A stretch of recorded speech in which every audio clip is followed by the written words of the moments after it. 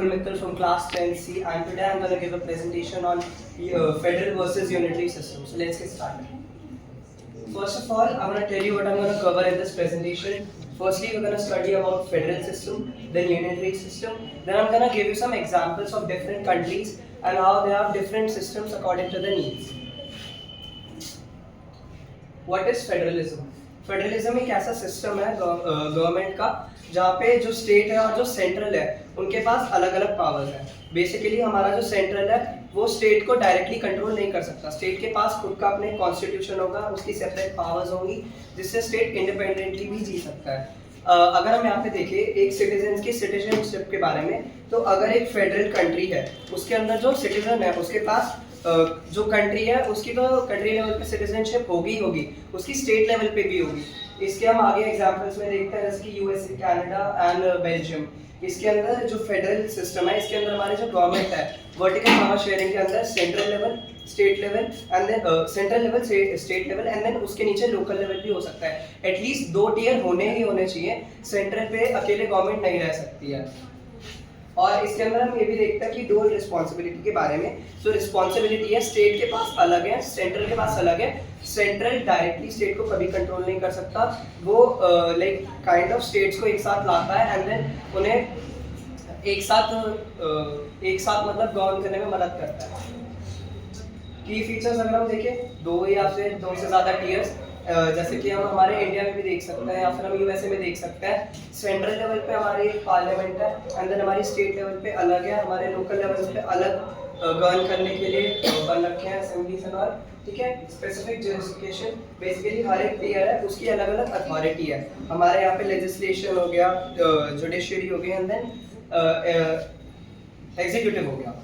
इसके अंदर अगर हम देखते हैं judiciary, first of all India के अंदर अगर हम देखें, there is a supreme court जो सेंट्रल लेवल पे काम करता है, देयर इज हाई कोर्ट जो स्टेट लेवल पे काम करता है and then there are lower courts, district courts भी होते हैं जो लोकल लेवल पे काम करते हैं.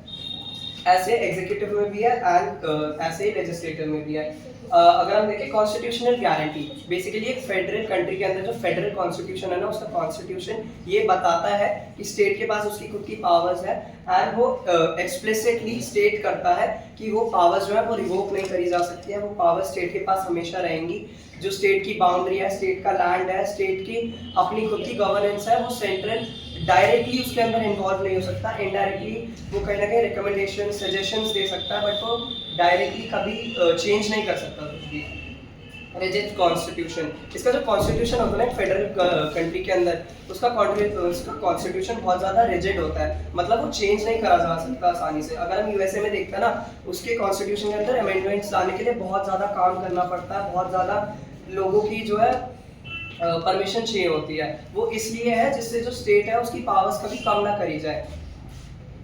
देन हम देखते हैं यूनिटरी सिस्टम के बारे में. यूनिटरी सिस्टम कम्प्लीटली ऑपोजिट है फेडरल सिस्टम का. इसके अंदर जो सेंट्रल है उसके पास बहुत सारी पावर है. जो स्टेट है उसे सेंट्रल की सुननी पड़ेगी. जो स्टेट की बाउंड्रीज है, लैंड है, उसका जो कंट्रोल है वो मोस्टली सेंट्रल के पास ही रहेगा. अगर सेंट्रल कुछ कहता है तो स्टेट को उसकी सुननी पड़ेगी. जो सिटीजनशिप है सिटीजन्स की, वो सेंट्रल लेवल बेसिकली कंट्री के लेवल पे ही होती है. स्टेट लेवल पे कोई सिटीजनशिप नहीं है उनकी. सेंट्रल सुप्रीमेसी, अगेन अगर हम यूके में देखिए उनकी जो सेंट्रल पार्लियामेंट है वो सबसे ज़्यादा स्ट्रॉन्ग है. उससे नीचे कोई ऐसा लाइक पार्लियामेंट नहीं है या फिर कोई ऐसी बॉडी है जो उससे ज़्यादा पावरफुल या फिर उसके लेवल पे पावरफुल हो. ऑर्डर्स टू स्टेट्स, जो सेंट्रल है वो स्टेट को ऑर्डर्स दे सकता है और स्टेट को फॉलो करने ही पड़ेंगे. एग्जाम्पल में हमारे पास यूके है, श्रीलंका एंड चाइना. अगर हम की फीचर देखें, सिंगल टियर, सिर्फ और सिर्फ सेंट्रल लेवल पे हमारी बॉडीज होंगी. डेलीगेटेड पावर, जो भी पावर है वो लोकल यूनिट्स जो है सेंटर ही देता है और सेंटर रिवोक कर सकता है. सेंटर अगर किसी स्टेट को पावर दे रहा है तो सेंटर वापस भी ले सकता है, मना कर सकता है. यूनिफॉर्मिटी, जो सारे लॉज और पॉलिसीज है हर स्टेट में इक्वली डिस्ट्रीब्यूट होती हैं. अगर हम फेडरलिज्म में देखते हैं ना, तो उसमें जो लॉज और पॉलिसीज है वो स्टेट बाय स्टेट डिफर कर सकती हैं. हर एक स्टेट में अलग अलग हो सकते हैं.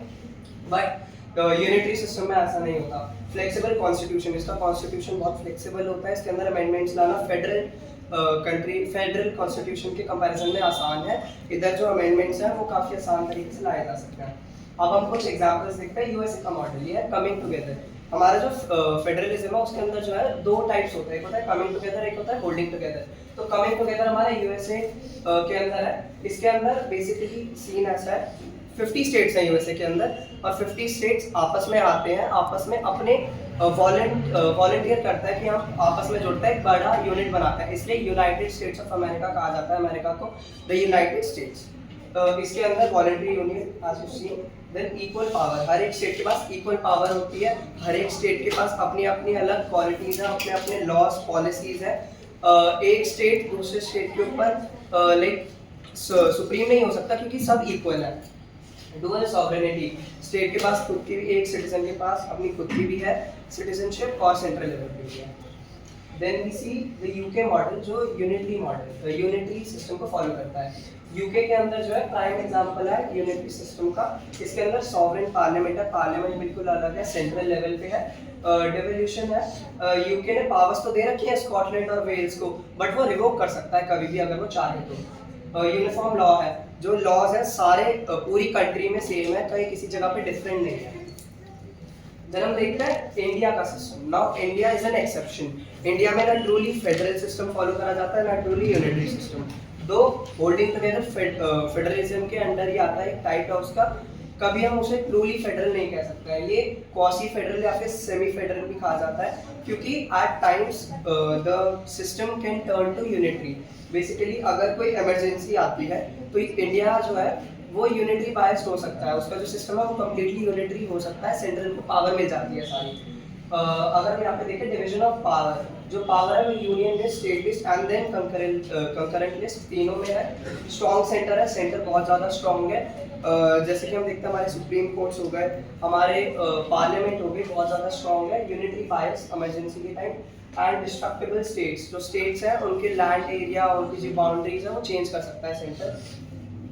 Then at last let's see the summary table, summarise करने के लिए अगर हम लेवल्स ऑफ गवर्नमेंट देखें, फेडरल के अंदर 2 या 2 से ज़्यादा, यूनिटरी के अंदर एक ही आता है, सेमी फेडरल में 3 है, सेंटर स्टेट में लोकल। स्टेट पावर, फेडरल के पास बहुत ज़्यादा है, स्टेट के पास पावर है ऑलमोस्ट इक्वली रहती है सेंट्रल के अकॉर्डिंगली। यूनिटरी में जो है लोअर डिपेंडेंट होती है स्टेट पावर, और सेमी फेडरल में मॉडरेट होती है बट अनइक्वल होती है। जो स्टेट है उसकी पॉपुलेशन के अकॉर्डिंगली उसे पावर मिलती है कई बार। फॉर्मेशन के लिए यूएसए में कमिंग टुगेदर आपस में आते हैं स्टेट्स, यूनिटरी में पहले से ही हिस्टोरिकल सेंट्रलाइजेशन होता है, मतलब हिस्ट्री से ही आपस में जुड़े हुए थे। एंड सेमी फेडरल में हमें देखते हैं कि होल्डिंग टुगेदर, वो आपस में जुड़े हुए हैं बट ना वो आपस में एक साथ आते हैं, ना उनकी हिस्ट्री प्रॉपर है, काइंड ऑफ एक्सेप्शन है। And change in power, USA में अगर हमें पावर चेंज करनी है बहुत ज़्यादा स्पेशल प्रोसीजर्स होते हैं, बहुत ज़्यादा कॉम्प्लेक्स होते हैं। यूनिटरी में हम देखते हैं कि एक सिंपल सेंट्रल का ऑर्डर आना चाहिए एंड देन पावर चेंज हो सकती है। एंड सेमी फेडरल में सेंट्रल लीड करता है बट उसे कंसल्टेशन लेनी पड़ती है स्टेट्स। Thank you.